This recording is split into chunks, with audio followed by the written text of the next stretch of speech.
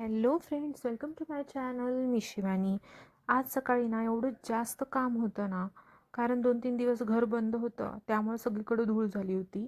त्यामुळे सकाळी उठल्या उठल्या आधी स्वयंपाक केला आणि ते बाकीचं सगळं आवरायला घेतलं. आणि गॅलरीमध्ये जाऊन पाहते तर काय, पूर्ण गोकर्णाचं झाड सुकून गेलं होतं.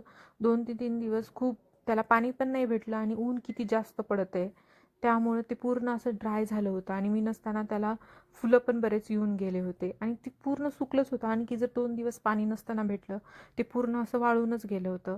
आणि मम्मीनं मला आधीच सांगितलं होतं की त्याची फुलं तोडून टाकायची, नाही तर तिथं शेंगा येतात म्हणून.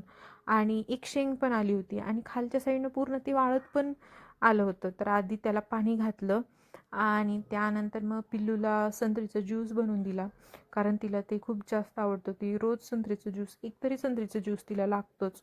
आणि मग संध्याकाळी मी जरासं बाहेर गेले होते. असा होता माझा आजचा दिवस. उद्या भेटू.